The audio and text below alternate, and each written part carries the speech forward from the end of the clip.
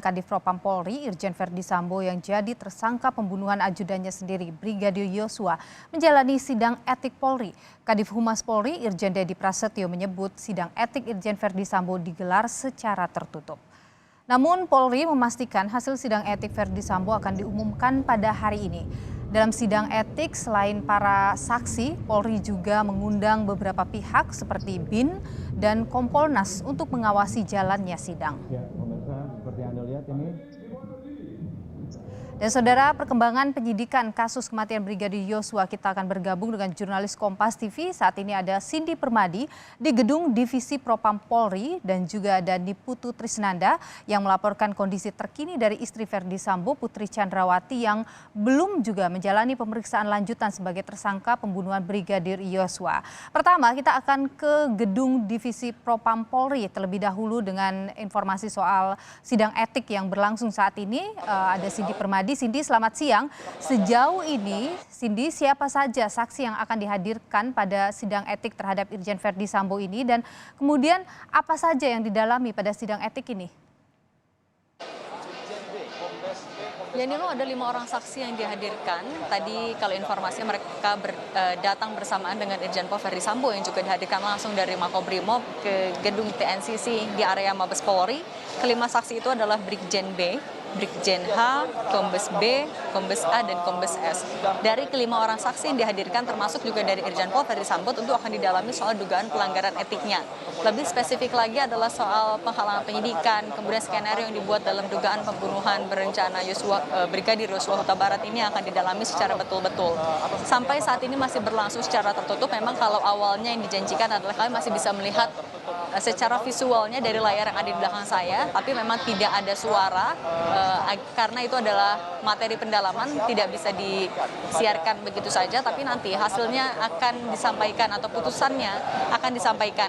Yang memandu ataupun juga yang menjalani sidang ini diketuai oleh Kabak Intelkam, kemudian ada juga Irwasum, ada juga Kadif Propam. Memang kalau dari aturannya, dari Perpol, apabila yang disidang adalah Pati Polri, yang menyidangkan adalah keanggotaan Polri berpangkat sama atau yang lebih tinggi. Irjen Pol Verdi Sambo, Jenderal Bintang 2, Kabak Intelkam, yang menjadi ketua komite Jenderal Bintang 3. Dan kemudian memang ini juga jadi komitmen dari Kapolri untuk menyelesaikan kasus dugaan pembunuhan berencana ini secara cepat, sehingga untuk sidang kode etiknya ini juga dipadatkan agendanya. Tidak hanya tadi pemeriksaan saksi, ada penuntutan dan lain-lain, tapi juga hasil vonisnya akan kita dengarkan bersama-sama. Kita tahu yang sudah didesak oleh beberapa pihak, misalnya adalah IPW, adalah sanksi paling berat, yaitu adalah pemberhentian tidak dengan hormat. Ini nanti akan kita sampaikan kita nantikan sama-sama sampai jam berapa ini akan berlangsung. Memang tidak bisa dipastikan karena tadi ada rangkaian yang perlu dilakukan. Tapi untuk lebih lengkapnya kita dengarkan dulu pernyataan dari Kadif Humas Polri Irjen Pol Dedi Prasetyo berikut ini. Sidang Komisi Kode Etik tentang apa yang menjadi konstruksi hukum pelanggaran kode etik dan profesi yang dilakukan oleh Irjen FS. Jadi nanti rekan-rekan, kita nanti akan memberikan kesempatan kepada teman-teman media untuk meliput pembukaan sidang. Ya, materi sidang tentunya belum bisa diliput, tapi nanti pada saat keputusan sidang komisi atau vonis itu nanti akan saya berikan kesempatan kepada teman-teman untuk meliput juga dengan visual dan audio. Jadi lengkap semuanya. Kemarin juga sudah disampaikan oleh Kapolri, dikonfirmasi bahwa memang ada surat pengunduran diri dari Irjen Pol Verdi Sambo. Tapi tadi ditegaskan sekali lagi oleh Kadif Humas Polri bahwa itu tidak akan mempengaruhi jalannya sidang etik, karena untuk pengunduran diri ini adalah hak personal dari Irjen Pol Verdi Sambo, sementara tetap akan dilakukan persidangan untuk membuktikan pelanggarannya. Kemudian juga kalau bisa saya gambarkan sedikit nih, memang pengamanannya ketat sekali. Dari Brimob tadi kalau juga sempat digambarkan suasana ketika kedatangan Irjen Pol Verdi Sambo, ada iring-iringan kendaraan taktis, kemudian juga sampai saat ini masih ada anggota Brimob yang berjaga tidak hanya di depan gedung TNCC saja, tapi juga di area Mabes Polri. Memang tujuannya adalah untuk menjamin keamanan dari ketika terduga pelanggar itu tiba sampai jalannya persidangan nih loh.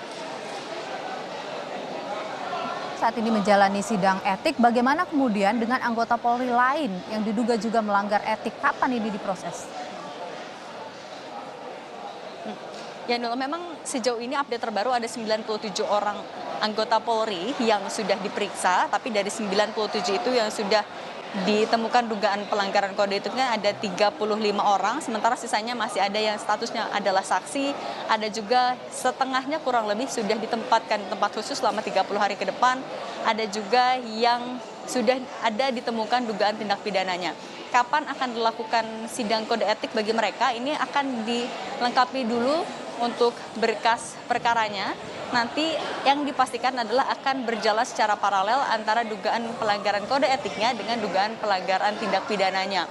Untuk yang kode etik tadi dijelaskan, misalnya untuk Barade Eliezer, kemudian untuk Bribka Riki Rizal, ini akan terus dikebut tentu saja karena komitmen dari Kapolri adalah ini harus segera diselesaikan dalam 30 hari ke depan. Itu yang disampaikan oleh Kapolri kemarin dalam RDP antara Kapolri bersama dengan Komisi 3 DPR RI. Untuk 6 dari 35 yang sudah ditemukan dugaan pelanggaran etik, ada 6 diantaranya yang juga ditemukan ada dugaan tindak pidana. Ini yang juga sudah dilimpahkan berkasnya kepada penyidik. Akan didalami lagi apakah dalam penyelidikannya ada dugaan tindak pidana, kemudian apakah statusnya bisa juga dinaikkan menjadi tersangka dalam dugaan obstruction of justice atau penghalang-halangan penyidikan. Nilu. Baik, kita akan nantikan tentu sidang etik bagi pelanggar yang lain dalam kasus ini. Terima kasih Cindy Permadi. Dari Anda saya akan bergeser dulu menuju ke Saguling, Jalan Saguling, Jakarta Selatan. Ini di sekitar rumah Verdi Sambo bersama dengan rekan jurnalis Kompas TV Putu Trisnanda. Putu, selamat siang. Putu, ini terkait dengan pemeriksaan terhadap istri Verdi Sambo. Apa informasi terkini dari kondisi psikologis Putri Chandrawati ini? Apakah menurut psikolog pendampingnya itu masih belum bisa juga diperiksa oleh polisi? Iya, selamat siang Nilu dan juga saudara. Sampai dengan saat ini memang koordinasi ataupun juga pengecekan terkait kondisi kesehatan baik itu psikologis ataupun juga fisik dari Putri Chandrawati ini terus dilakukan oleh penyidik dari Barreskrim Polri. Dari tadi pagi sampai dengan saat ini kami memang melihat tidak ada aktivitas yang terlalu signifikan di kawasan Rumah Saguling. Sebelum saya menjelaskan lebih detail lagi terkait dengan apa yang kemudian terjadi dan bagaimana tahapan-tahapan yang akan dilakukan oleh penyidik, juru kamera saya, Veriska akan menunjukkan kepada Anda, penonton Kompas TV, juru kamera Kompas TV menunjukkan bagaimana situasi terkini di Saguling yang ada di Jakarta Selatan. Ini merupakan salah satu kediaman Verdi Sambo yang dimiliki dan ini merupakan rumah pribadi dari Verdi Sambo. Berbeda situasinya dengan yang terjadi pada beberapa pekan lalu di mana ada sejumlah pengamanan yang ketat, ada kendaraan taktis, ada polisi, ada aparat BRIMOB begitu yang berjaga di sekitar lokasi. Tetapi kalau untuk saat ini situasinya ini sangat berbeda. Dari pagi hari sampai dengan saat ini pintu tertutup rapat, jendela tertutup rapat, bahkan hanya ada aktivitas satu orang asisten rumah tangga saja yang keluar masuk dan itu pun aktivitasnya hanya menjaga di sekitar rumah. Jadi tidak ada penjagaan dari polisi ataupun juga dari ajudan-ajudan yang biasanya kita lihat pada beberapa pekan yang lalu. Karena ini juga berbicara terkait dengan bagaimana kelanjutan dari kasus yang melibatkan Putri Chandrawati. Sebetulnya besok rencananya Putri Chandrawati atau istri dari Irjen Verdi Sambo ini akan diperiksa oleh penyidik dari Barreskrim Polri. Ini sudah dikonfirmasi oleh kedua pihak. Yang pertama dari Kadif Humas Mabes Polri, Irjen Dedi Prasetyo, kemudian juga sudah dikonfirmasi oleh Dirtipidum Barreskrim Polri, Brigjen Andirian Jayadi yang menyampaikan bahwa besok ini akan diperiksa. Artinya kalau melihat bagaimana kemudian tadi saya mencoba mengkonfirmasi, kalau sudah bisa diperiksa, apakah kemudian kondisi dari Putri Chandrawati yang sebelumnya meminta beristirahat selama 7 hari ini sudah membaik begitu? Jawaban dari Andirian melalui pesan singkat adalah kita tunggu saja.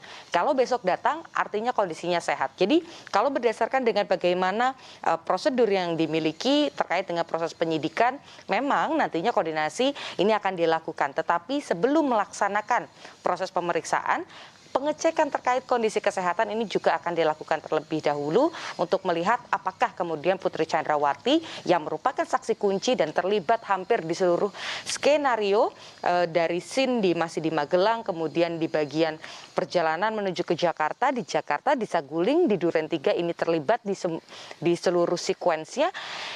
apakah kemudian Putri Chandrawati ini akan menyampaikan pernyataan ataupun kesaksian ketika akhirnya menyandang status sebagai tersangka? Ini juga yang masih dinanti. Nilu. Besok rencananya istri dari Verdi Sambo, Putri Chandrawati, akan diperiksa dirinya sebagai tersangka. Terima kasih informasi Anda, Putu Trisnanda, jurnalis Kompas TV, langsung dari Jalan Saguling, Jakarta Selatan. Dan sebelumnya sudah ada juga laporan dari Cindy Permadi yang mengikuti jalannya sidang etik Irjen Verdi Sambo. Terima kasih rekan-rekan.